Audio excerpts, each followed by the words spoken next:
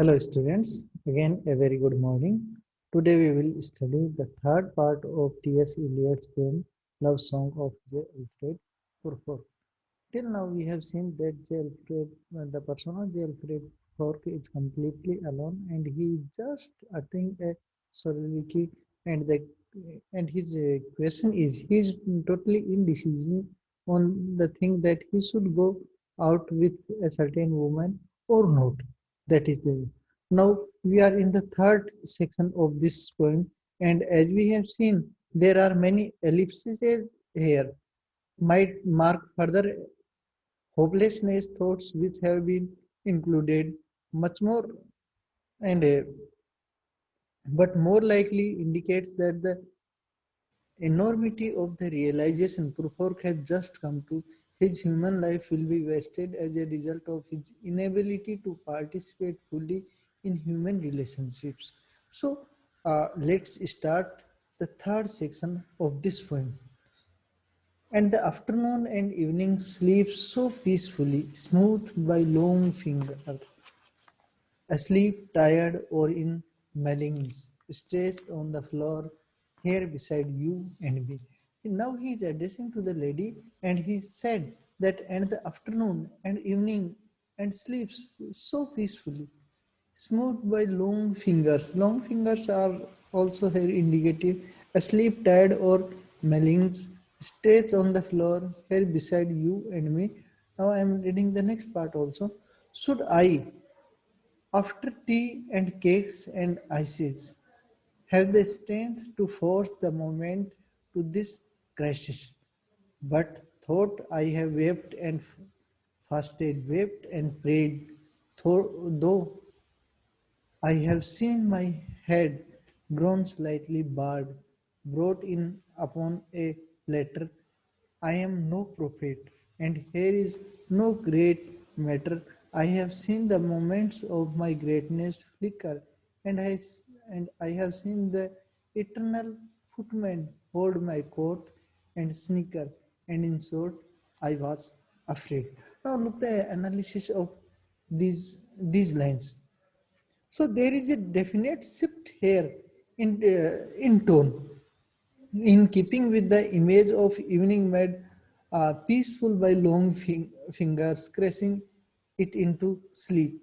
The internal ellipses indicate reconsiderations, so that perhaps the evening and by metaphorical process, Prufrock's emotions are not so much peacefully at rest. Perhaps they are tired and worse, shrinking their duty. In any case, it is evening, how which is cat-like beside you and me, and here it seems as if you might be hopelessly referring to the woman with whom Prufrock has presumably had tea. But this peacefulness is disturbed as Prufrock wonders as if he has the strength to ask this woman the overwhelming question. So, despite the fact that Prufrock has agonized over the situation, he doesn't know whether he will be able to ask this question or not. He associates his behavior with weeping and fasting that biblical prophets Prophets were said to engage in establishment the basis for the analogy with the prophet John the Baptist. The irony is that it should take a prophet to tell you whether or not you yourself are going to do something. Eliot nicely ascends him how ironically stands by using the particular prophet John the Baptist, a proponent of chastity who was beheaded at the request of Herod's wife. Prufrock's sense of ridiculousness of the situation once again asserts itself in the satiric insult commented in the presentation of image of his own head on the platter in place of John the Baptist. Ultimately, though it is clear to him that he is exaggerating to no good effect, for the really important thing to consider is that he is no longer sure of himself as a human being.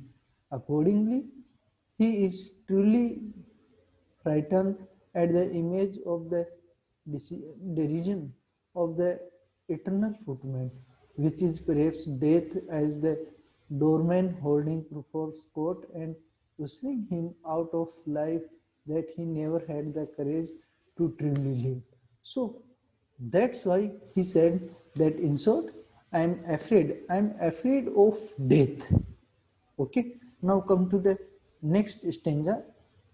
And would it have been worth it after all, after the cups and mermaid, the tea, among the proclaim, among some talk of you and me, would it have been worthwhile to have beaten off the matter with a smile, to have squeezed the universe into a bowl?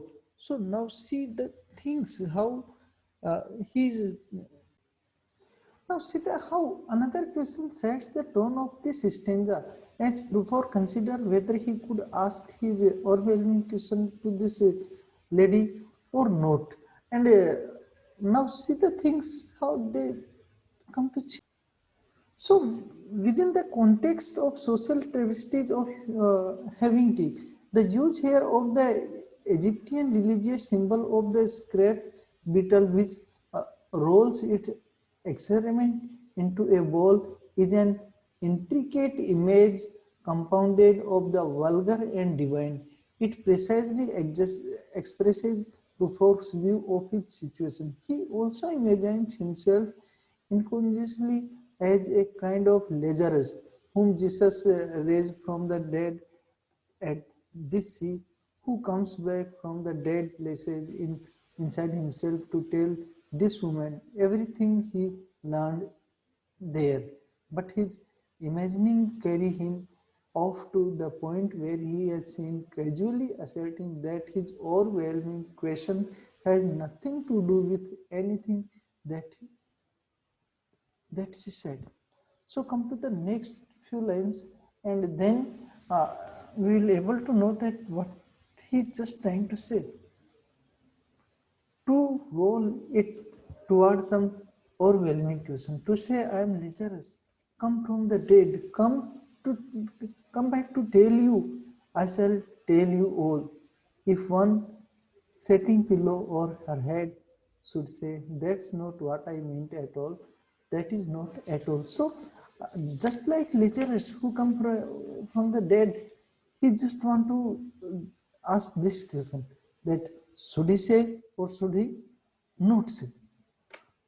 Now come to the next point. And would it have been worth it after all? Would it have been worthwhile after the sunsets and dooryards and the sprinkled streets, after the novels, after the teacups, after the skirts that trail along the floor, and this and so much more? It is impossible to say just what I mean. So Prufrock's thinking began to fragment as a result of his frustration and greed. The stanza begins with an echo of the first line of the preceding stanza, then repeat a variation that leads into a series of recollections in two beginning lines with after, as Prufrock recites a series of events. He acknowledged that he cannot say what he means. It becomes clear that Prufrock believes that he must adequately and specifically communicate the scope, the depth, the magnitude of what he thinks and feels about this woman to that meaning. He communicates he communicates will correspond with the meaning of something she has previously said or done, but he is so convinced that this will not happen that he can almost see her running away from him. Eliot presents this with an image of his nerves projecting the picture of her failure to understand onto the screen of this of his imagination. And now, but as if magic lantern through the nervous in patterns on a screen, would it have been worthwhile if one setting a pillow throwing off a soul and turning toward the window should say, that is not at all. That is not what I mean at all. Here again there is an ellipsis. Here the ellipsis again emphasizes the full weight of what happens in this section. The sense of futility Prufrock experiences in the face of the impossibility to saying just what I mean. It further makes the transition into the states of mind that occurs after the full realization of impossibility. So this is the third part of this poem.